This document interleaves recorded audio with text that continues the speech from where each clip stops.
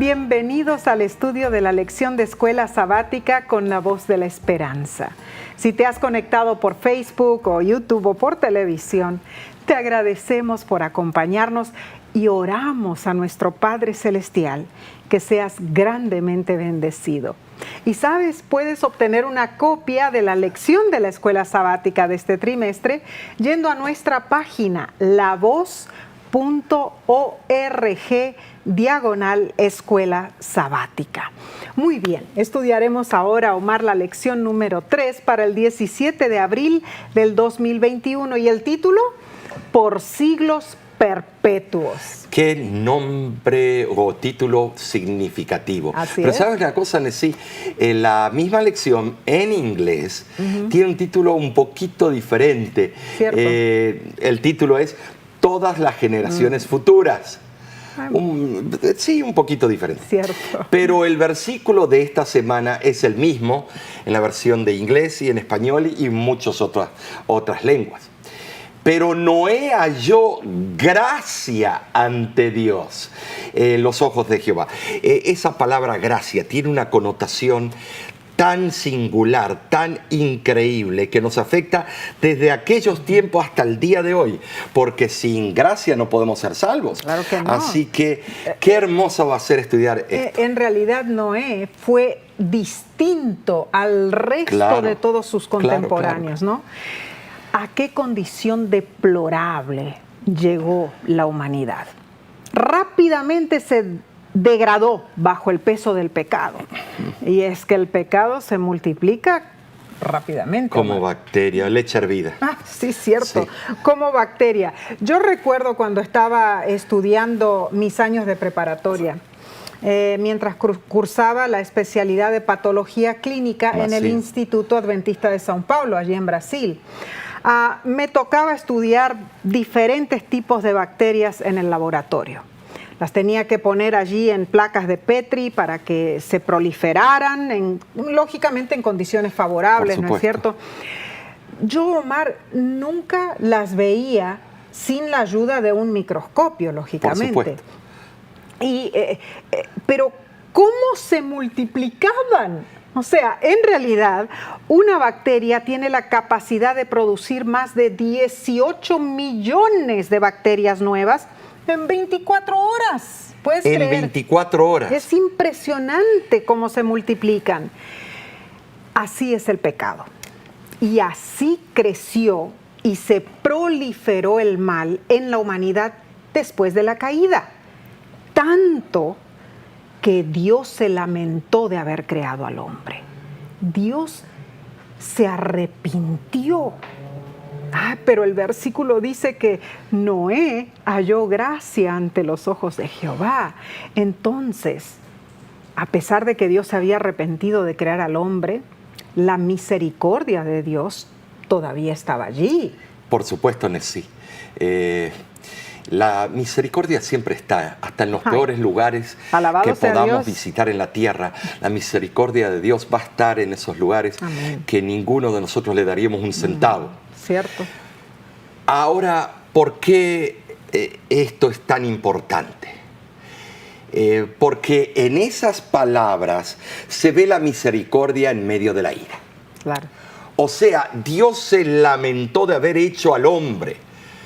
Pero las palabras Noé halló gracia indican que Dios prometió preservar y restaurar la humanidad.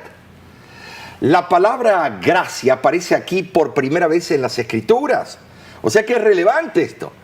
Y claramente tiene el mismo significado que las referencias que encontramos en el Nuevo Testamento, donde se describe el favor misericordioso e inmerecido que Dios otorga a los pecadores.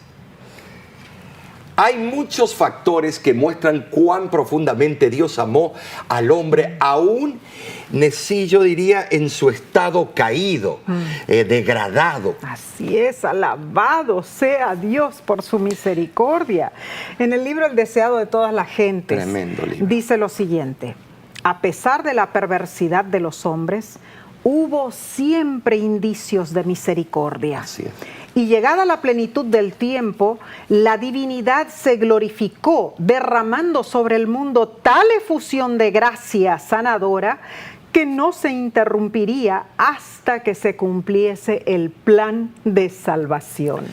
Y el plan consistió en que Dios primero le dio al hombre un evangelio de misericordia, con la promesa de la simiente de la mujer, como lo vimos en Génesis 3:15. Luego Dios le dio al hombre un ministerio de misericordia, al suscitar una sucesión de hombres piadosos para, predicar y amonestar a los pecadores y a toda la raza humana. Después le dio un espíritu de misericordia para contender con él y suplicarle, rogarle. Y también le dio al hombre caído una providencia de misericordia para asignarle un largo periodo de gracia.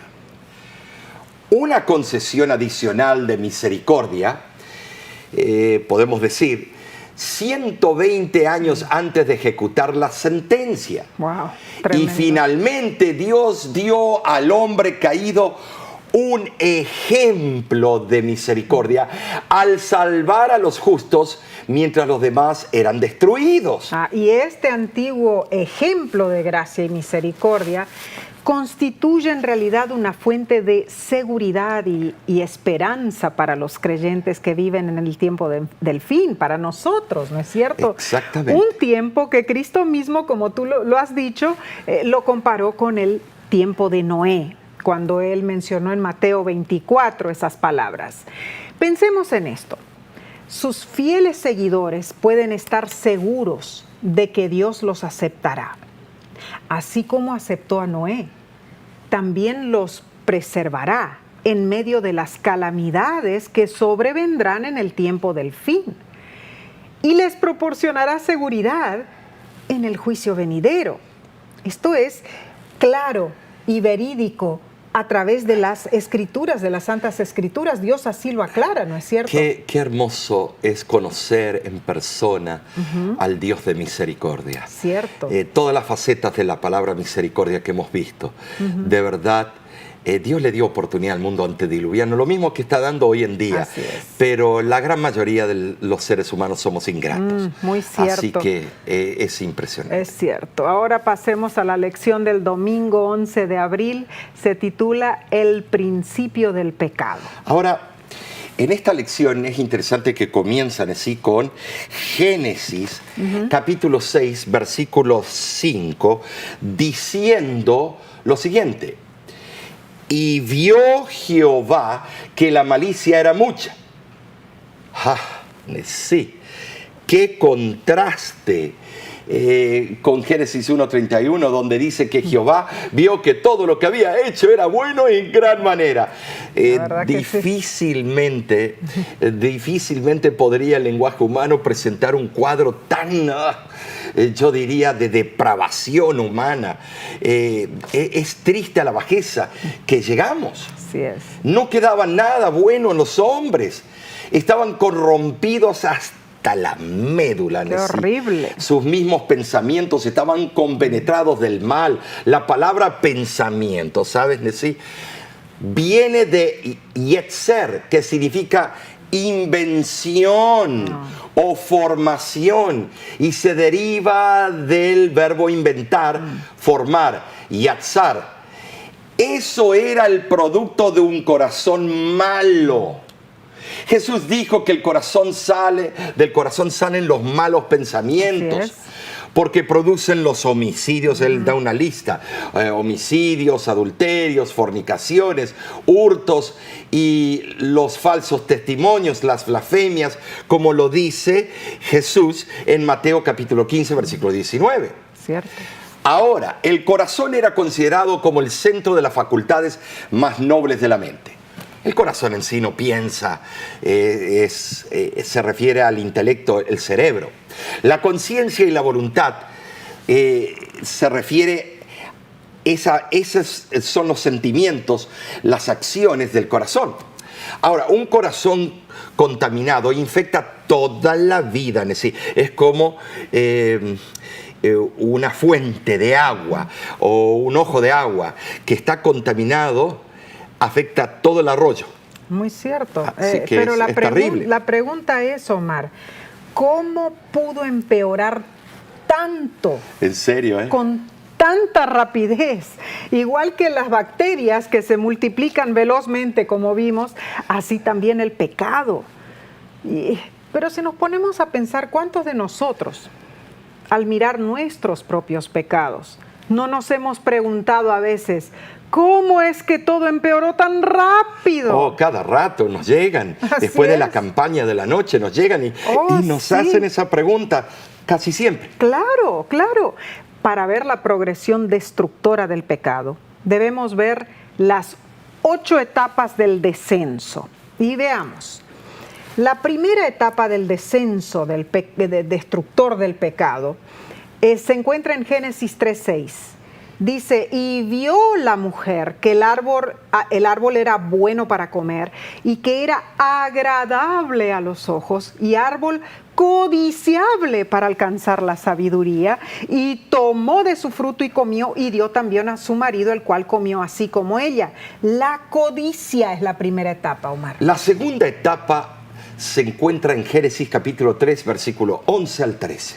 La mujer que me diste, la serpiente me engañó. La segunda etapa es la mentira. La tercera se encuentra en Génesis 4:5, pero no miró con agrado Caín y la ofrenda suya, y a la ofrenda suya, y se ensañó Caín en gran manera y decayó su semblante. La tercera es la rebeldía. Dios le había dicho claramente a Caín que el único sacrificio era de sangre. Tenía que ser un corderito, un animal limpio, de acuerdo a Levíticos 11. Pero él se rebeló. Se rebeló. La cuarta etapa de la caída de la raza humana se encuentra en Génesis capítulo 4, versículo 8. Y dijo Caín a su hermano Abel, qué impresionante, salgamos al campo. Y aconteció que estando ellos en el campo, Caín se levantó contra su hermano Abel y lo mató. La cuarta etapa, el asesinato. Qué triste. Es una tristeza, matar a su propio hermano. Horrible. Por favor, estábamos tan años de haber salido del jardín del Edén, sus padres, y ya estaba asesinando. Terrible, terrible. La quinta etapa se encuentra en Génesis capítulo 4, versículo 19. Y Lamec tomó para sí 2 mujeres. El nombre de la una fue Ada y el nombre de la otra Sila.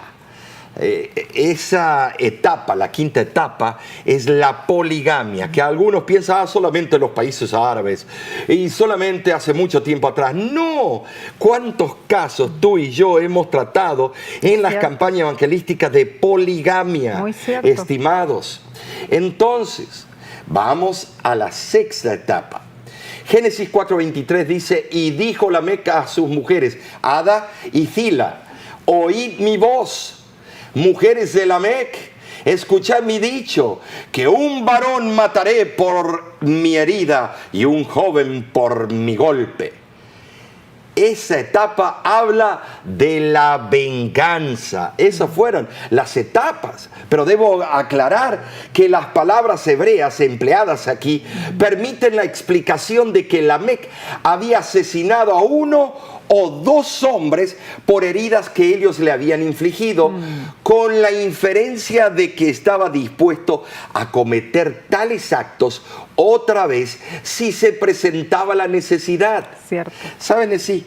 Otra versión nos dice de la siguiente manera, se traduce de la siguiente manera: maté a un hombre por una herida que me hizo. Wow. Esa etapa es la venganza. Tremendo, Y nota que todo todas estas etapas de la caída se glorifica en las películas del mundo y del cine de Hollywood. Es impresionante la venganza, la poligamia, la fornicación. Todo eso explicaste las primeras 6 etapas, faltan 2 más, las etapas de la progresión del descenso del pecado. La séptima está en Génesis capítulo 6, versículo 2. Dice, viendo los hijos de Dios que las hijas de los hombres eran hermosas, tomaron para sí mujeres escogiendo entre todas. Aquí vemos la fornicación. Y que lleva al adulterio. Claro que sí, claro que sí. Y la última etapa, el número 8, está en Génesis capítulo 6, versículos 5 y versículos 11. Vio Jehová que la maldad de los hombres era mucha en la tierra y que todo designio de los pensamientos del corazón de ellos era de continuo solamente el mal.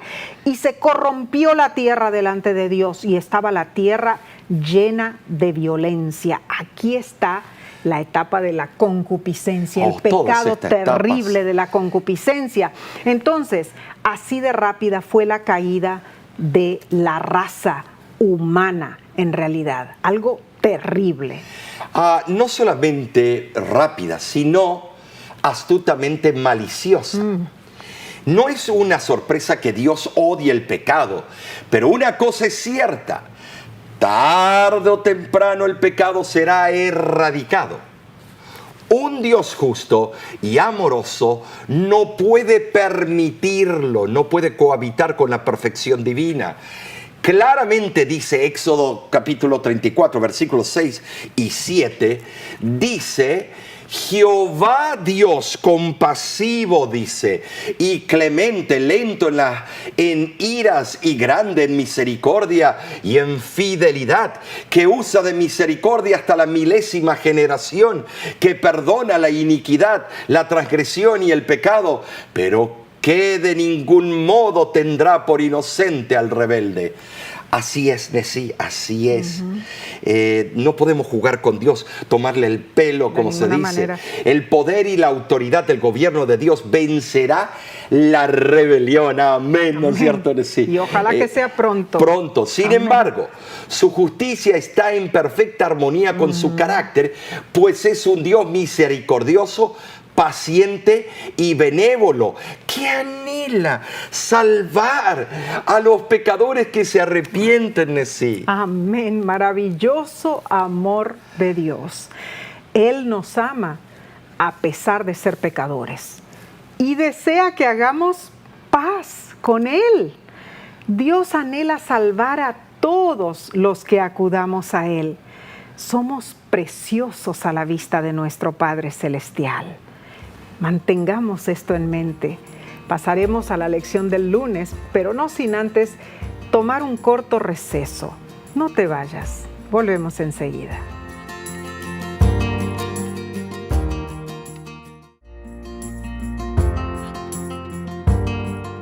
Gracias por acompañarnos en este precioso estudio de la lección de la escuela sabática.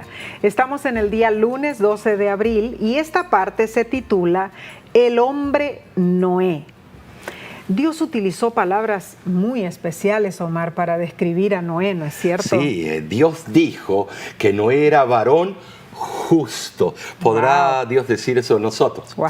Perfecto. Y que con Dios caminó. Wow. Pero tenemos que notar que por muy perfecto y justo que fuera Noé, aún así era un pecador que necesitaba la gracia y el favor inmerecido de Dios. Por ejemplo, cuando salieron del arca, Noé se emborrachó. Noé no fue diferente de cualquiera de los que buscamos constantemente seguir al Señor. Él tenía sus caídas, lo más probable, y falacias, pero Dios ve el móvil del corazón y el potencial, y lo llamó varón perfecto. Claro, entonces, ser considerado por Dios como varón justo, como varón perfecto, y dice que caminó con Dios. Ay, qué hermoso eso. Cuando yo estudiaba en la universidad, Omar, mi profesor de antropología llegó una vez a la clase y estaba vestido de uniforme militar. Nos llamó la atención eso. Y empezó a caminar en forma estoica y nos preguntó: ¿quién creen ustedes que soy? Y nosotros quedamos, bueno, ¿qué le vamos a contestar? Y bueno, uno levantó la mano y dijo, ¿un soldado militar, profesor? Y él nos preguntó, ¿y cómo lo saben? Bueno, le dijo el estudiante, por su uniforme y por su manera de caminar. Quedamos todos impactados con el profesor que venía vestido de esa manera, pero su manera de caminar era la que decía lo que él era en realidad. Así es. Era su vestimenta y su forma de cómo él estaba caminando. Es así con nosotros los cristianos también. Es una proyección. Claro. Se puede saber si hemos estado con Jesús por nuestra manera de caminar, la forma que nos presentamos. Y el autor de la lección dice que, sin lugar a dudas, Noé era alguien que tenía una relación salvífica con el Señor. Era alguien con quien Dios podía trabajar, alguien que lo escuchaba, le era obediente y confiaba en él. Por eso el Señor pudo usar a Noé para cumplir sus propósitos y por eso Pedro en el Nuevo Testamento lo llamó pregonero de justicia. Segunda de Pedro 2:5. Ahora, pregonero, Omar, cuando pensamos en esa palabra también puede ser heraldo, ¿no es cierto? Exactamente, sí, es increíble. Tú te das cuenta que él era un evangelista, tal vez fue el primer gran evangelista. Y el más fracasado porque no tuvo muchos bautismos. Ay, qué horrible. Bueno, no sé. Algunos se convirtieron al mensaje pregonero, pero murieron antes del diluvio. Muy cierto. Pero es interesante que durante el día él tenía que trabajar con martillo, cincel, con serrucho. Imagínate las manos agrietadas, ahora con la piel dura los callos. Te das cuenta, sí, los golpes de martillo, habrá martillado, ¿y cuántas veces se habrá dado en los dedos? ¡Qué horrible! Y todavía alegremente en la noche tenía que predicar o en el atardecer. Tremendo. Desde la antigüedad el oficio de pregonero o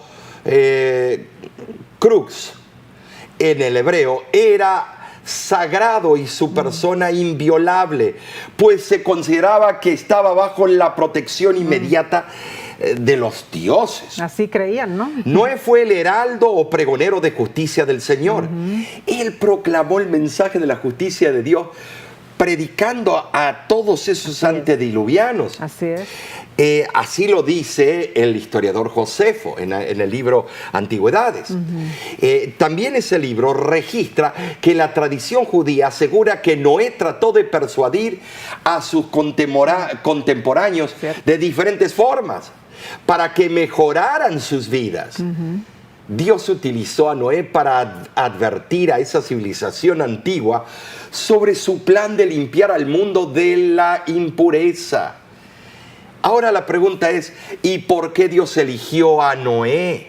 Génesis 6:8 nos dice, claramente nos dice, Noé halló gracia ante los ojos de Jehová, dice.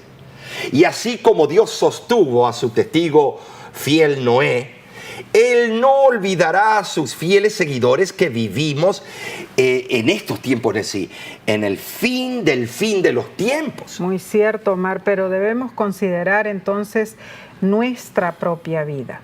Claro. Y preguntarnos lo siguiente, ¿podría decirse de nosotros que somos como Noé, justos, perfectos y que caminamos con Dios? Bien lo advierte Efesios 5:15. Mirad pues con diligencia cómo andéis. Esa es nuestra responsabilidad delante de Dios, claro, ¿no es cierto?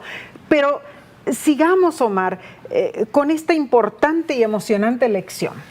El día martes 13 de abril nos presenta el pacto con Noé. Creo que estamos profundizando un poquito la introducción de la semana pasada. Los pactos en diferentes eras o tiempos escatológicos. Claro, claro. Ahora, en Génesis 6:18 dice, mas estableceré mi pacto contigo y entrarás en el arca tú tus hijos, tu mujer y las mujeres de tus hijos contigo. Te das cuenta, Nesí, en este versículo vemos la base del pacto que Dios hace con la raza humana. Es un acuerdo entre Dios y la humanidad. Yo no sé si se merecían los hijos y sus esposas entrar en el arca de Noé. No sabemos. Yo no sé, pero el remanente en sí, el linaje de Noé tenía que entrar. Claro. Y pues gracias a eso que estamos todos nosotros vivos. Muy cierto. Ahora, este es el primer convenio registrado entre Dios y Noé. Al concluir un pacto con Noé, Dios fortaleció la confianza de ese varón justo en la seguridad del cuidado divino. Sin importar lo que ocurriera, Noé ya sabía que él y sus descendientes estarían a salvo. Wow, me gusta, Omar. Oh, eso es tremendo. ¿Cómo lo has explicado? Así que los padres tenemos la influencia para llevar a nuestros hijos a la salvación. Claro, claro. La promesa de Dios incluía aún a los hijos de Noé. Pensemos en esto, a los hijos de Noé que no habían nacido y a sus esposas que tampoco habían nacido. Claro, en porque esa al principio de la vida de Noé no estaba todavía la descendencia, pero Noé ya sabía lo que iba a acontecer. Claro, cuando Dios le dio esa promesa a Noé, él todavía no tenía hijos. Pues dice la Biblia que él engendró a sus 3 hijos a los 500 años después de los 500 años de edad. Eso lo dice en Génesis 5:32. Así es. Dios le dio la promesa cuando él tenía 480 años. Y sabemos, de acuerdo a Génesis 7:6, que Noé tenía 600 años de edad cuando vino el diluvio. Entonces, la fe de Noé se demuestra por el hecho de que después de haber sido advertido por Dios que una gran inundación vendría, él hizo preparaciones prácticas para algo que él aún no veía. Noé tenía un motivo: a construir el arca. ¿Por qué lo hizo? Fue el temor reverente a Dios que impresionante. lo impactó. ¿Te das cuenta, Nesí, de que Set, uno de los hijos de Noé, vivió después del diluvio un buen tiempo y él contaba lo que pasó y vio y la predicación de su padre, y hasta Abraham conoció al hijo de Noé? Tremendo. Entonces hay un seguimiento, un plan de seguimiento de parte de Dios. El hijo mayor de Noé ya habría tenido 120 años. Sí, es increíble. Años, y cuando llega a encontrarse con Abraham y todo, ya era un hombre anciano. Claro. Ahora, debemos entender que la historia de Noé y el diluvio demuestra tanto juicio como salvación. Sí, las dos cosas. Dios es un Dios de juicio justo, quien debe castigar el pecado, pero más maravillosamente, Él es un Dios que ha proveído un camino para escapar su juicio. Amén. Escapar no por la tangente, de frente. De frente. Lo hizo por Noé, por medio del arca. Sí. Ahora, cuando Dios le dijo que debían entrar en el arca, había una acción que se debía llevar a cabo. Noé tenía su parte que hacer y si no lo cumplía, el pacto se rompería. ¿Qué hubiera pasado, Nesí, si ese pacto que hizo con Noé se hubiera quebrantado? Noé no se hubiera acatado al pacto. No lo sabemos, pero sí podemos deducir. Wow, y no creo que debiéramos saberlo en detalle, Omar, pero lo que sí sabemos es que Dios espera que nuestra fe sea acompañada de obras. O sea, a Noé le dijo, ¿verdad? Sí. Tú tienes que hacer esto, esto y esto y esto para que seas salvo. De una manera u otra, la fe acompañada de obras. Se cuenta la historia del gran misionero Hudson Taylor. Que bautista, es un gran pensador de los bautistas del sur. Sí, claro, él en el siglo XIX dice que se fue a China y viajó en un barco de velas. Mientras se acercaba a la península de Malay y la isla de Sumatra, este misionero recibió la visita del capitán del barco en su cabina, que le dijo desesperado: «Señor Taylor, no hay viento y estamos acercándonos a una isla donde se encuentran los caníbales». «¿Qué puedo hacer?», preguntó el señor Taylor. El capitán le respondió: «Señor Taylor, yo entiendo que usted cree en Dios. Necesito que usted ore a Dios para que nos mande viento». «Está bien, capitán, yo lo haré», dijo el señor Taylor. «Pero primero usted necesita levantar y abrir las velas». «Pero eso sería una locura», dijo el capitán. «No hay nada de viento y los marineros creerán que soy loco». «Bueno», le dijo el señor Taylor, «si usted no lo hace, yo no podré pedir a Dios que mande viento». Al fin, el capitán se sometió a lo que el señor Taylor le pedía. Y después de 45 minutos, cuenta la historia, el capitán regresó y encontró al misionero Taylor todavía de rodillas orando, Omar. «Señor Taylor», lo llamó el capitán, «ya puede dejar de orar». Amén. «No sabemos ni qué hacer con todo el viento que tenemos», dijo el capitán. Esto es cierto. Lo cierto es que el pacto de Dios con Noé no estipulaba solamente que creyera en Dios, sino también en actuar. ¿No es cierto? Es algo impresionante. Ese relato nos muestra, él fue un gran predicador, misionero alrededor del mundo, así como lo fue David Livingstone, lo fueron otros que fueron a predicar con una fe, valientes, arriesgaron sus vidas, agarraron malaria, fiebre amarilla, lo que sea, pero ese era el fervor, valientes en la fe. Así fue Noé, así fue Abraham, así fueron grandes patriarcas de la Biblia como Gedeón, Nesí. No nos podemos olvidar de él.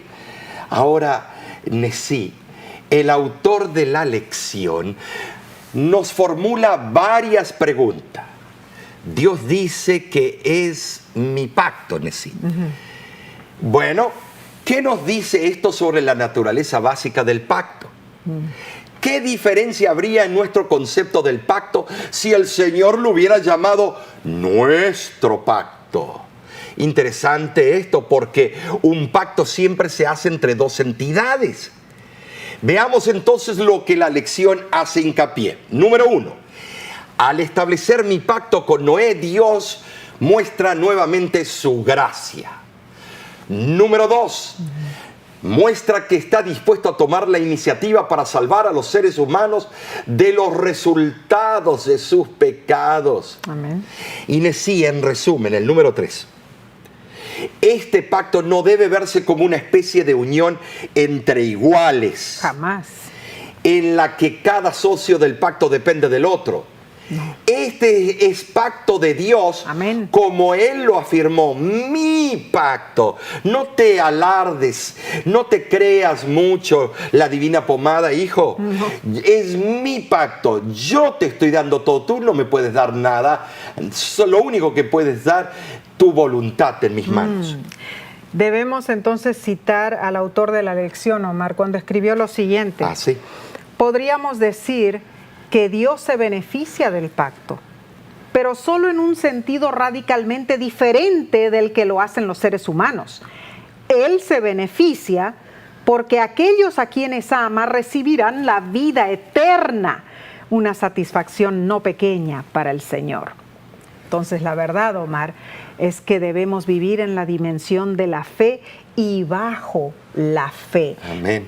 Ahora, es importante, Omar, que tomemos esto bien en serio, porque vivir por la fe y bajo la fe, está lindo decirlo, ¿no es cierto? Sí, de la boca para afuera.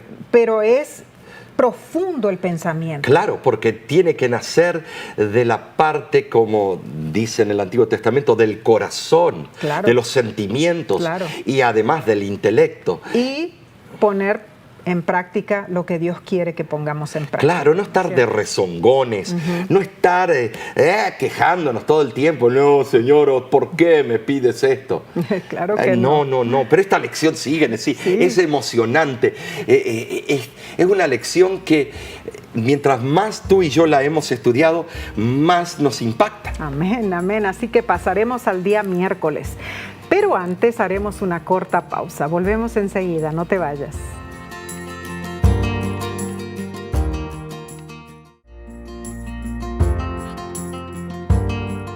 Muchas gracias por acompañarnos en el estudio de la lección de Escuela Sabática. Estamos en el día miércoles 14 de abril y lleva por título La señal del arco iris. Hay pocas bellezas tan perfectas como ver un arco iris después de una tormenta, ¿no es cierto? Así es. Y bien lo dijo el poeta venezolano Alejandro Díaz Valero. Prisma de bellos encantos, franja multicolor. Te miro y nunca me canso, eres obra del Creador.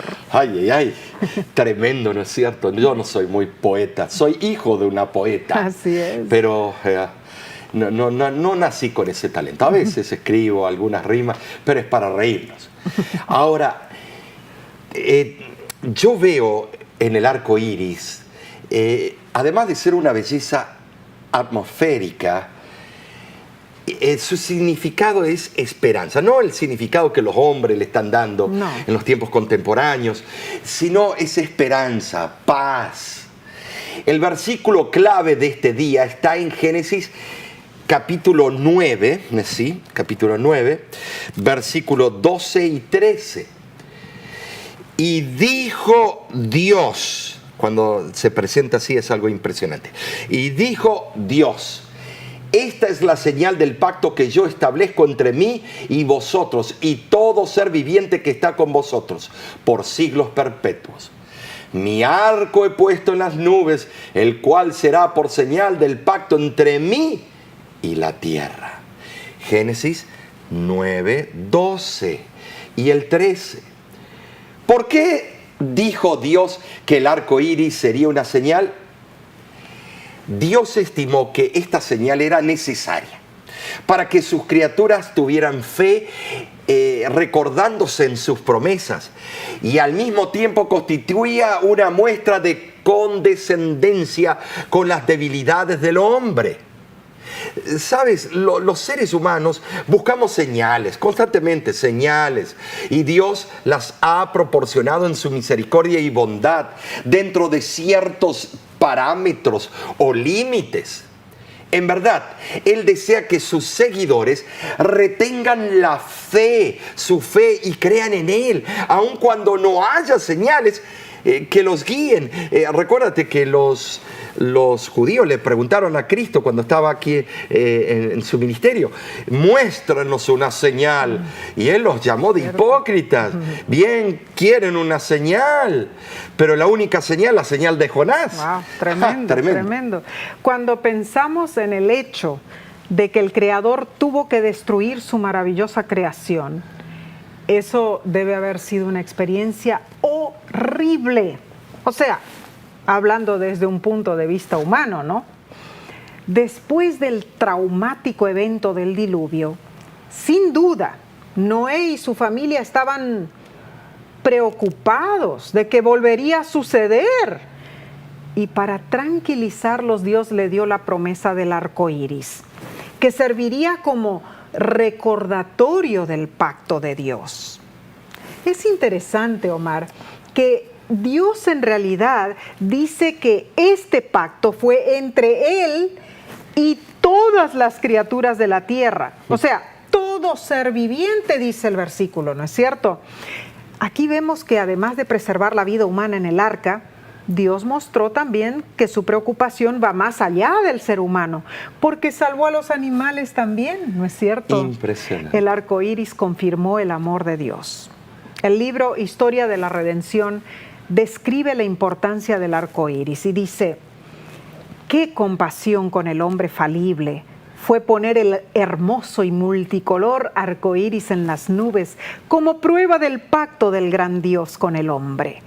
Ese símbolo que aparece en las nubes debe confirmar la fe de todos y afianzar su confianza en Dios, pues es una prueba de la misericordia y la bondad divinas hacia el hombre. Y que aunque el Señor se vio obligado a destruir la tierra por medio del diluvio, su misericordia sigue envolviendo el planeta. Dios dijo que se acordaría del hombre cuando viera el arco iris en las nubes. Ahora, ¿te acuerdas, Nessie, cuando fuimos de viaje a Kauai, en el estado de Hawái, en Estados Unidos? Y fuimos a escalar ciertos lugares y a ver la fauna, la flora. ¡Ay, no! ¡Qué hermoso! Se llama la isla de los arcoíris, porque como llueve tanto en algunas partes, es tanto el verdor, todo, que constantemente había arcoíris y no nos cansamos. Vimos uno y parábamos a sacar fotos. Venía el próximo y parábamos a sacar fotos. Todos los días había arco iris. Todos los días había un arco iris, todas las tardes, y estábamos como si no habíamos visto uno y acabamos de ver un montón. Son preciosos. El arco iris inspira. Es un fenómeno físico natural, es un símbolo adecuado, no lo que el hombre lo aplica, sino lo que Dios lo aplicó y le dio su significado. Nos dice el comentario bíblico adventista que el establecimiento del arco iris como una señal de la promesa de que no habría nunca más otro diluvio presupone que el arco iris apareció entonces por primera vez en las nubes. Esta es una indicación más de que no había llovido antes del diluvio. El arco iris es producido por la refracción y la reflexión de la luz del sol a través de las gotas de agua en suspensión. Por lo tanto, es cierto lo que la Biblia decía, que no había llovido antes del diluvio. Muy cierto. Pero hay algo que debemos mencionar, siendo que las condiciones climáticas serían diferentes después del diluvio y que en la mayoría de las partes del mundo las lluvias tomarían el lugar del anterior y benéfico rocío para humedecer la tierra.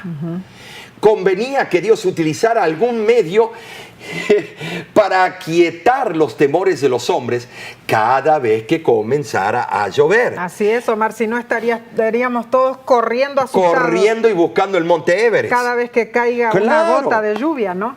Ahora, Juan vio en visión un arco iris que rodea el trono de Dios. Así dice Apocalipsis 4, versículo 3.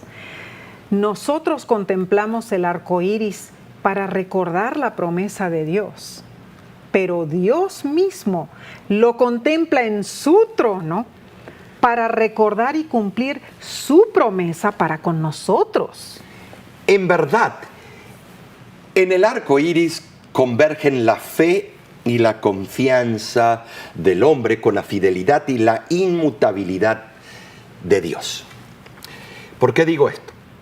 La luz santa que emana del sol de justicia, Cristo Jesús, tal como se ve por el ojo de la fe, a través del prisma de las experiencias de la vida, revela la belleza del carácter justo de Dios. Ahora, Nessie, eso es algo precioso. Hermoso pensamiento. Porque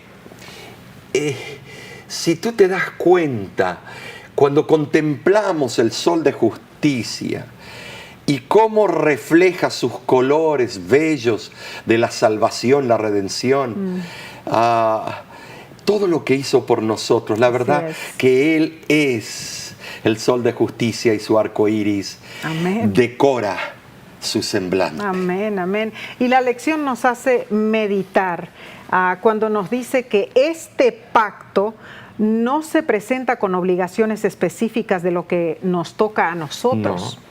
Sabemos que la parte de Dios, por supuesto, es no destruir nunca más el mundo con un diluvio, pero conociendo lo que simboliza el arco iris, ¿cómo podría influir sobre nosotros para vivir en obediencia al Señor? En otras palabras, ¿hay obligaciones implícitas de nuestra parte cuando miramos al cielo y vemos ese arco iris? Si pensamos en el contexto en el que se dio el arco iris, podemos aprender muchas lecciones prácticas para nuestra vida. Entonces, Omar, pasemos a la lección del jueves 15 de abril, que se titula «Quedó solamente Noé». Ay, ay, ay, qué soledad eso, sí. Este título trae una insinuación de tragedia. Así es. Parece Shakespeare, las tragedias de Shakespeare o las famosas películas francesas, que todo artista principal termina muerto.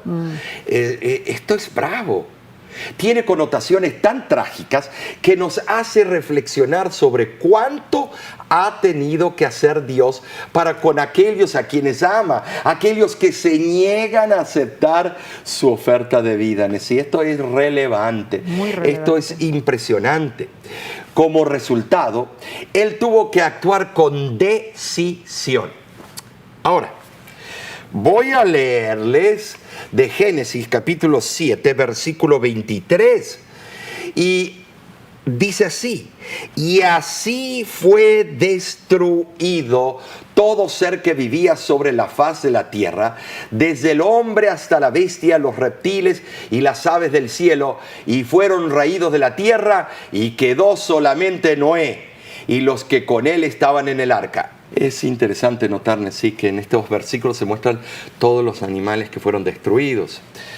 Pero no se menciona los peces. No. Los peces no podían dos ballenas ir de dos en dos entrando en el arca. No. Bueno, ya estaban en el agua. Estaban en el agua. Este versículo usa la palabra quedó. Proviene de la raíz que transmite la idea de un remanente, una palabra muy relevante, porque en el tiempo del fin ese es el grupo que será salvo. Claro. Entonces el concepto del remanente en la Biblia es importante porque para ser parte de ese remanente no es la membresía de una iglesia que te salva, sino las características. Tienen la paciencia, son santos, guardan los mandamientos y tienen la fe de Jesús, Apocalipsis 14:12. Claro que sí. El autor de la lección menciona 3 ejemplos del uso de esta importantísima palabra remanente en el Antiguo Testamento. En primer lugar, Génesis 45:7. Dios me envió delante de ustedes para preservarles un remanente en la tierra y para guardarlos con vida mediante una gran liberación. Número 2, Isaías 4:3. Y acontecerá que el que quedare en Sión y el que fuere dejado en Jerusalén será llamado santo. Y número 3, Isaías 11:11. Asimismo acontecerá en aquel tiempo que Jehová alzará otra vez su mano para recobrar el remanente de su pueblo que aún quede. Como leíste, sí, es tremendo. En Génesis 45:7 vemos el énfasis que se hace a este concepto de remanente, cuando explica la experiencia y resultados de la vida de José. Podemos ver cómo él repitió su aserto de que era Dios quien lo había enviado a Egipto con un propósito definido.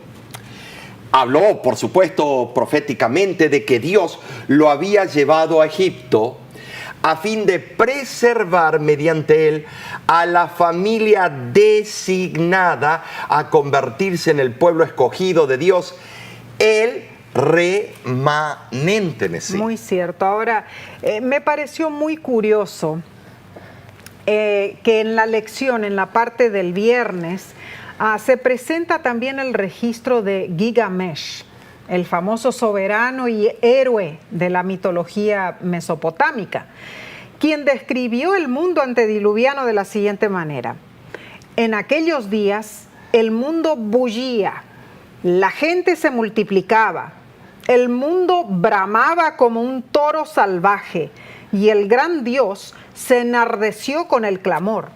Enlil oyó el clamor y les dijo a los dioses del concilio: el alboroto de la humanidad es intolerable y ya no es posible dormir debido a Babel.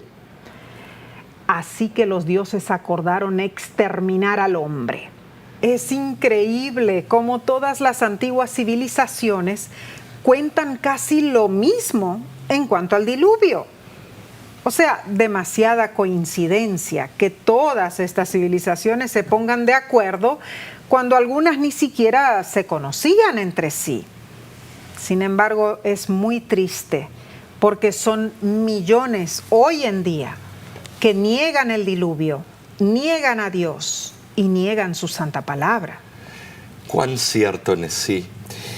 Al estudiar esta semana comprobamos el misericordioso interés que Dios tiene en la humanidad y su divino deseo de otorgarle salvación. Ay, ay, ay. Yo lo veo a Dios con toda esta maldad y todavía Él quería darnos una vía de escape. Vimos cómo Dios consideró a Noé justo y perfecto, pero aprendimos que en el Antiguo Testamento la palabra perfecto no siempre significa libre de pecado.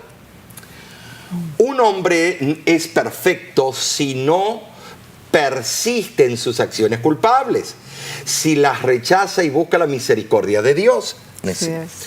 También aprendimos que justo significa libre de pecado. Claro. En el Antiguo Testamento, un hombre justo es un pecador que odia su pecado, lo rechaza, confía en Dios, busca la obediencia y disfruta de la aceptación por la gracia. Amén. La gracia es el principio y el fin.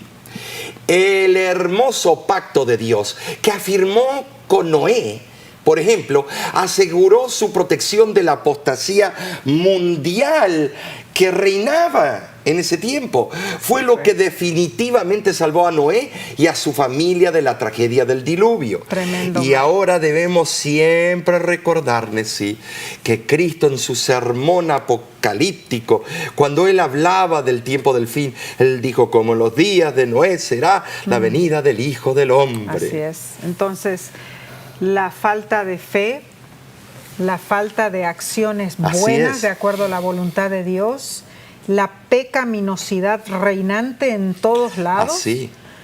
Quitaron sus ojos del Creador. Y eso es lo que está pasando hoy día. Claro. ¿No es cierto? Es interesante que dicen, pero antes no había libros, o sea que era de boca en boca, entonces se perdió ese fervor del Creador y del Jardín del Edén.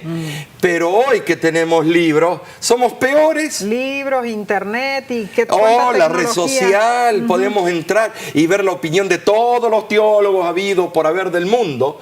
Podemos deducir, sacar materiales de la arqueología. Podemos hablar como tremendos expertos solamente indagando en la red social. No, estimados. Nos ponemos no es por a negar la lectura, la eficacia de la palabra de Dios. Negamos la eficacia. Ay, qué triste. Fue tan maravilloso el pacto eterno que Dios hizo con nosotros. ¿Qué hizo con Noé? Con su familia.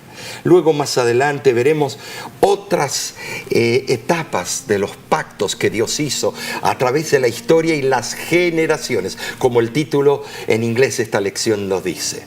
Todas las generaciones. Todas las generaciones tuvieron el pacto. Es lo mismo en esencia, nada más que cuando vino el Hijo de Dios y murió por ti y por mí, ese pacto fue sellado con su insignia marcado sobre la sangre cruenta vertida en la cruz por el Hijo de Dios, Cristo Jesús. Así es, y me hace recordar, Omar, justamente una carta que recibimos de un jovencito que estaba diciendo cuán sucio él se sentía delante de Dios. Jovencito, habrá tenido sus 18, 19 años. Pero él dijo, me siento sucio, pero sé que Dios tiene un plan para mí. Qué maravilloso. Es el hecho de reconocer nuestra condición de pecadores y confiar que Dios tiene un camino mejor. Así es. Dios sabe cuál es la salida, por dónde debemos caminar para evitar las cosas feas del pecado. Es cierto, estamos rodeados de pecado. Claro. Pero podemos vivir como una persona justa. Como aprendimos en el Antiguo Testamento, una persona justa es aquel que rechaza el pecado. Ahora, Messi, esto no acaba aquí. La lección próxima es aún más fascinante. Va escalando cada vez más. Así ¿Qué? es. Las telenovelas.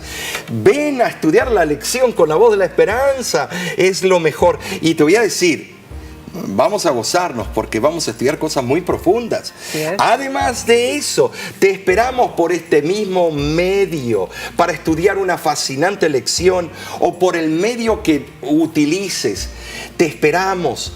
Estudia el título de la lección que viene, la semana que viene. Ajá. ¿Cuál es? Un pacto eterno. Va a estar buenísimo. Aprenderemos el significado de los nombres que Dios usó para identificarse y mucho más.